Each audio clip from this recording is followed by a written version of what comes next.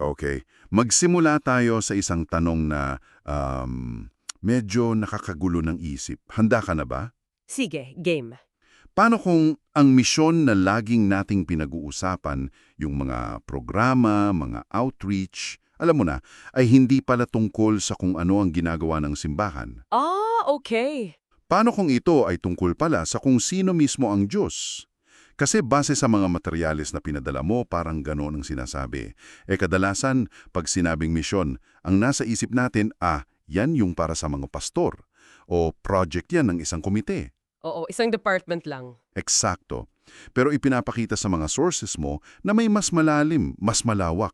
At sa totoo lang parang mas nakakaginhawang paraan para tingnan ito. Ang misyon natin ngayon ay suriin ng husto yung ideyang yan. Eksakto. At ang pinakasentro ng usapan natin ay isang konseptong teolohikal na medyo malalim pakinggan pero simple lang ang puso. Missio Dei o ang misyon ng Diyos. Missio Dei. Oo, ang pinaka-core idea nito ay isang game changer talaga. Kasi bago pa man magkaroon ng mga tao na may misyon, mayroon ng isang Diyos na nasa misyon. Wow. Hindi ito simpleng wordplay lang ha. Ito ay isang 180-degree turn sa ating pananaw.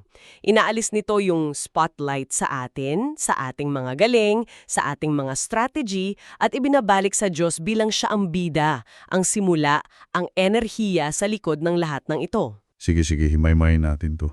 Kasi kung ganun pala, kung ang misyon ay dumadaloy mula mismo sa pagkatao ng Diyos, parang domino effect yan. Oo, totoo. Binabago nito ang lahat. Paano natin titingnan ang pamumuno? Ano na ngayon ang ibig sabihin ng tagumpay? At ang pinakaimportante para sa marami sa atin, ano ang epekto nito sa ordinaryong araw natin mula Lunes hanggang Biyernes? Unahin natin yung problema. Sigurado akong marami ang makakarelate dito. Yung feeling na pagod ka na, kahit ang dami-dami mong ginagawa para sa isang organisasyon o komunidad. Burnout. Oo, burnout. Sa mga material mo, tinatawag itong activity-driven models. Ang ganda ng mga plano, ang daming programa, may quarterly reports pa. Pero sa dulo ng araw, may pakiramdam na parang may kulang. Parang tumatakbo tayo sa isang treadmill, pagod na pagod. Pero wala namang nararating? Walang nararating, yun. Dito pumapasok yung tanong na medyo masakit sagutin. Abala ba tayo sa paggawa ng gawain ng Diyos? O baka naman, sa sobrang abala natin, nakalimutan na natin kung paano ba talaga gumalaw ang Diyos. At dyan mismo pumapasok ang Missio Dei bilang isang napapanahong sagot. Sinasabi sa mga sources mo na ito ay isang malaking pagwawasto sa akala nating tayo ang magsisimula ng lahat. Nagaling sa atin. Oo, na ang misyon ay nagsisimula sa ating vision casting o sa ating strategic planning. Hindi. Iginigiit ng Missio Dei na ang misyon ay dumadaloy mula sa kung sino ang Diyos. Sa pinakasimpleng paliwanag, ang Diyos sa kanyang sarili ay isang community ng perpektong pag-ibig, Ama, Anak at Espiritu, na laging umaapaw at kumikilos palabas. Parang isang bukal. Parang isang bukal na hindi nauubos, eksakto. Ang pag-ibig na yon ay likas na naghahanap na maibahagi. So ang misyon ay hindi isang programang inimbento ng Diyos. Ito yung overflow ng kung sino siya. Wow. Okay, sandali. Yan yung sinasabi sa isang article na binasa ko, na God is a sending God. Ganun. Ang ama na nagsusugo sa anak, tapos sila naman ang nagsusugo sa espiritu. Parang isang tuloy-tuloy na agos ng pagpapadala. Tama ba yung pagkakaintindi ko? Perpekto. At ang epekto niyan, binabago nito ang tanong na dapat nating itanong. Sa halip na tanongin, ano ang gagawin natin para sa Diyos? O paano tayo gagawa ng mas maraming misyon? Ang mas tamang tanong ay, Ano? saan na kumikilos ang Diyos sa paligid ko at paano ako makikisali? Nakikita mo bang pagkakaiba? Ang misyon ay hindi na isang mabigat na backpack na kailangan mong buhatin. Ito ay isang ilog na umaagos na, at ang imbitasyon sa iyo ay sumakay at magpadala sa agos. Nagbago siya mula sa isang burden to carry tungo sa isang reality to discern. Pero hindi ba't medyo delikado yan? Kung makikisali na lang tayo, baka maging dahilan yan para maging passive o tamad na lang tayo. Baka sabihin natin, hihintayin ko na lang kumilos ang Diyos. Paano natin ibabalanse yun? Yung pagsali versus sa responsibilidad na kumilos. Magandang tanong yan. At yan ang madalas na maling interpretasyon. Ang pagsali ay hindi pagiging passive. Ito ay pagiging sobrang attentive. Okay. Nangangailangan ito ng mas malaking effort sa pakikinig at pag-obserba. Hindi ito pag-upo lang at paghihintay. Ito ay aktibong paghahanap saan ko nakikita ang mga bakas ng pag-ibig, hustisya at pagpapagaling ng Diyos sa aking komunidad, sa aking trabaho, sa aking pamilya. At kapag nakita mo yon, doon ka buong lakas na papasok at susuporta. So nawawala yung pressure. Nawawala yung pressure na kailangan mo mag-imbento ng proyekto mula sa wala. Pinapalitan ito ng excitement na matuklasan kung ano na ang ginagawa ng Diyos. Okay, that makes sense. Nagiging mas parang treasure hunt? So, kung totoo yan, kung ang misyon ay nasa DNA ng Diyos, dapat makikita natin yan sa buong kwento ng Biblia, kahit bago pa man magkaroon ng simbahan, di ba? Oo naman. Saan ba natin unang makikita tong sending God na to in action? Sa pinakaunang pahina pa lang, ayon sa mga binasa mo, ang paglikha mismo, yun ang unang-unang gawaing misyonal. Paglikha, paano? Isipin mo, bago pa magkaroon ng kasalanan, bago pa magkaroon ng problema na kailangang solusyonan, ang Diyos ay kumikilos na palabas. Mula sa kanyang sarili, lumikha siya ng isang universo na puno ng buhay, ganda at kaayusan. Ibinahagi niya ang kanyang kabutihan. Ibig sabihin, ang misyon ay hindi plan B. Hindi siya reaksyon. Oo. Ito ang plan A. Ito ang likas na gawain ng isang Diyos na mapagbigay. At kahit nung pumasok na ang kasalanan, yung the fall na tinatawag, hindi tumigil yung pagkilos ng yun. Naalala ko yung unang tanong ng Diyos kay Adan, nasaan ka? Noon ang basa ko dyan ay parang galit na magulang na naghahanap sa anak na nagtago. Oo. Parang may dalang senturon, no? Oo, pero sa perspective na ito iba pala. Ibang-iba. Hindi yan tanong ng isang pulis na naghahanap ng impormasyon. Yan ang tanong ng isang amang nasasaktan na hinahanap ang nawawalang anak. Alam na alam ng Diyos kung nasaan sila. So para saan yung tanong? Ang tanong na iyon ay isang invitasyon pabalik sa relasyon. Ito ang simula ng kanyang pagtugis, ang pagtanggi ng Diyos na iwanan sa dilim ang kanyang nilikha. Sa pinakaugat nito, ang misyon ay ang walang sawang paghabol ng Diyos sa atin. Teka, kumpara sa lahat ang misyon na ito at ang paghabol ng Diyos, bakit parang biglang naging exclusive? Bakit isang tao lang, si Abraham, at ang kanyang pamilya, ang pinili ng Diyos? Hindi ba't parang favoritism yon? At yan ang isa sa pinakamahalagang paglilinaw sa mga materyales mo. Hindi ito favoritism, ito ay vocational election. Vocational Yes. election. Mm. Okay. Ibig sabihin, pinili siya hindi para maging spesyal, kundi para sa isang spesyal na tungkulin. Malinaw na malinaw ang job description ni Abraham sa Genesis 12. Sabi ng Diyos, pagpapalain kita. At sa pamamagitan mo, ang lahat ng pamilya sa luta ay pagpapalain. So yung pagpili sa kanya ay para sa iba. Eksakto. Ang pagpili sa isa ay laging para sa kapakanan ng marami.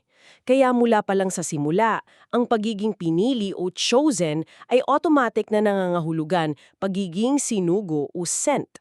Ang pagpapala ay hindi parang kayamanan na itatago mo sa baol. Ito ay parang tinapay na kailangan mong ipamahagi. At nagpatuloy yung pattern na yan sa bansang Israel. Madalas kasi pag naririnig ko ang salitang banal o holy, ang ibig sabihin sa isip ko ay hiwalay. So pinabanal ng Diyos ang Israel para ihiwalay sila sa ibang bansa. Tama ba yun o may iba pang ibig sabihin? May mas malalim na hulugan. Oo, ibinukod sila pero hindi para magtagol sa mundo. Para saan, kung ganun? Ibinukod sila para maging isang display window sa mundo. Sila dapat ang magiging liwanag sa mga bansa. Yung kanilang mga batas tungkol sa hustisya, yung pag-aalaga nila sa mga mahirap at dayuhan, yung paraan ng kanilang pamumuhay, lahat yon ay dapat sana maging isang buhay na patotoo sa kung anong klaseng Diyos meron sila. Sila dapat yung trailer, di ba? Preview ng kung paano gumalaw ang Diyos. Okay, pero alam naman natin sa kwento na madalas pumapalpak sila. Paano na yung misyon? Huminto ba yon? At dito mo makikita kung gaano ka-unstoppable ang misyon ng Diyos. Kahit ang mga pagkakabigo ng Israel, ginamit pa rin ng Diyos Halimbawa, nung sila ay ipinatapon sa Babylonia, yung tinatawag na exile. Oo, yung pagkatapon. Parusa yon sa pagsuway nila, pero sa plano ng Diyos, naging paraan din yon para ikalat sila sa iba't ibang kultura at imperyo. Naging mga hindi sinasadyang saksi sila sa mga lugar na hindi nila mararating kung hindi sila nabigo. Pinapakita nito na ang plano ng Diyos ay hindi nakasalalay sa perpektong performance ng tao. Palaging may paraan. Palagi siyang may paraan. So nakita natin ito sa creation, kay Abraham sa Israel, pero parang laging may pagkukulang sa side ng tao. Mayroon bang pagkakataon na naipakita ang misyon na ito ng perfecto, ng walang palpak? At dyan na nga pumapasok ang sentro ng buong kwento, si Jesus. Isang phrase mula sa mga binasa mo ang talagang tumatak sa akin. Hindi ipinakilala ni Jesus ang misyon, isinabuhay niya ito. He embodies it. Oo, He is the mission in person. Siya ang misyon ng Diyos na nagkatawang tao. Isipin mo, hindi lang nagpadala ng memo o email ang Diyos, hindi lang siya nagpadala ng propeta, siya mismo ang bumaba at naging tao. Ganun ka-personal at kaseryoso ang misyon niya.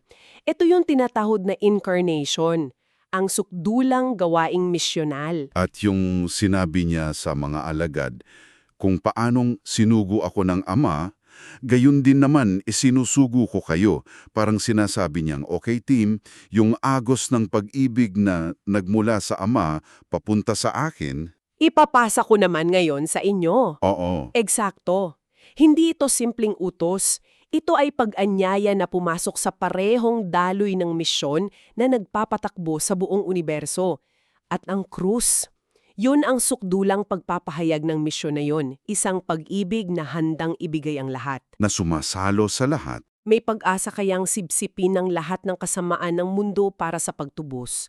At ng muling pagkabuhay ang nagsasabing, tapos na ang trabaho.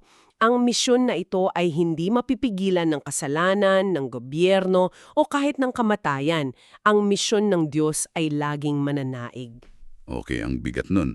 Ang ganda, pero ibalik natin sa sarili natin. So, what? Ano ang ibig sabihin ng lahat ng ito para sa akin sa Lunes, pagpasok ko sa opisina o sa pag-aasikaso ko ng pamilya? Kung ang simbahan ay hindi may-ari ng misyon, kundi kasali lang, anong practical na epekto nito? Una at pinakamalaki, nawawala ang bigat ng performance. Kung ang misyon ay hindi nakasalalay sa'yo, hindi mo na kailangang mag-alala kung successful ba ang ginagawa mo. Yung pressure sa results. Oo.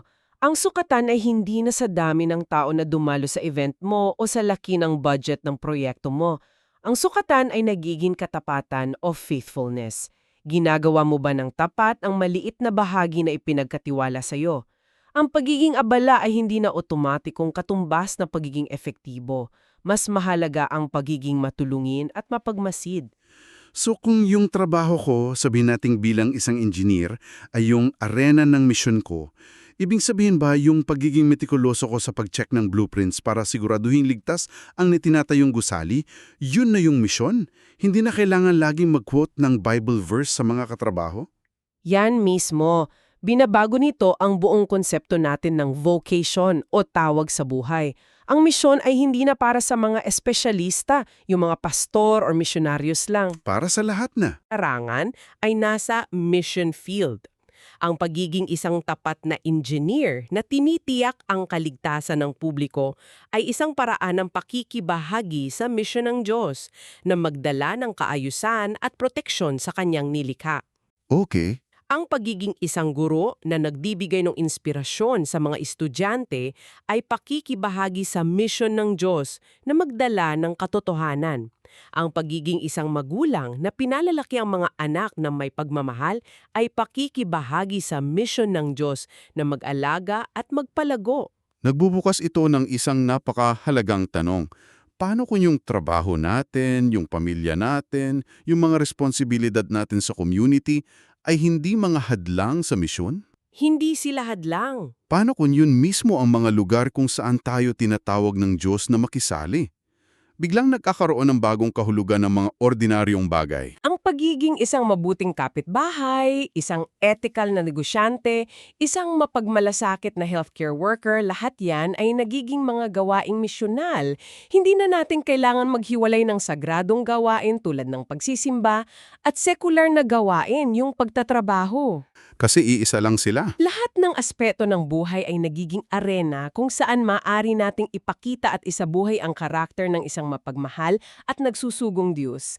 Ang responsibilidad natin ay hindi na gawin ang misyon, kundi hanapin ito sa ating pang-araw-araw na buhay at maging bahagi nito. At yung pagbabago ng mindset mula sa pagganap o performance tungo sa pakikibahagi o participation ay sobrang liberating, sobrang nakakawala ng pressure. Totoo. Pinapalaya tayo nito mula sa pagkabalisa tungkol sa mga resulta. Kasi hindi naman talaga nating kontrolado yon, di ba? Ang kontrolado lang natin ay ang ating katapatan sa araw-araw. At nanguugat tayo sa tiwala na ang Diyos ay patuloy na kumikilos, mayroon man tayo o wala. Ang misyon ay hindi na isang bagay na ginagawa natin para sa Diyos. Kundi isang bagay na ginagawa natin kasama ang Diyos. Yon. Yun. Eksakto. Ang bigat ay nasa balikat ng Diyos, hindi sa atin. Ang sa atin ay ang paanyaya at pribilehyo na maging tapat na kasama sa kanyang napakagandang gawain sa mundo. At yan ang nagbibigay ng tunay na pahinga at kagalakan kahit sa gitna ng isang magulong mundo. Sa huli, ang buong paglalakbay natin sa mga source na ito ay nagbabalik sa atin sa isang simple pero napakalakas na katotohanan. Ang misyon ay hindi nagsisimula sa ating mga whiteboards, sa ating mga meetings, o sa ating mga 5-year plans. Hindi sa atin. Hindi. Nagsisimula ito sa puso ng isang Diyos na likas na mapagbigay na laging kumikilos palabas sa pag-ibig. Ito ay isang paanyaya na bitawan natin yung mga sarili nating definition ng misyon at hayaan ang Diyos mismo ang magsabi kung ano ito para sa atin sa ating panahon. At ang pag-unawang yan ay hindi lang nagbibigay ng kalinawan. Nagbibigay ito ng malaking pag-asa. Dahil ipinapaalala nito sa atin na ang tagumpay ng gawain ng Diyos sa mundo ay hindi nakasalalay sa ating talino, sa ating resources, o sa ating lakas. Nakasalalay sa Kanya. Oo, nakasalalay ito sa katapatan ng Diyos na siyang nagsimula nito at siyang tatapos nito. Dito nagmula yung tanyag na kasabihan sa teologya. Ang simbahan ay walang misyon. Ang misyon ng Diyos ang mayroong simbahan. Tayo ang bunga, hindi ang pinagmulan. Kaya iiwan namin sa iyo ang isang tanong na ito para pag-isipan mo.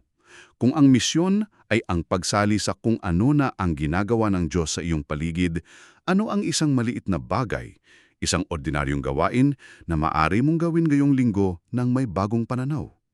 Isang bagay na marahil dati ay tinuturing mo lang na trabaho o obligasyon.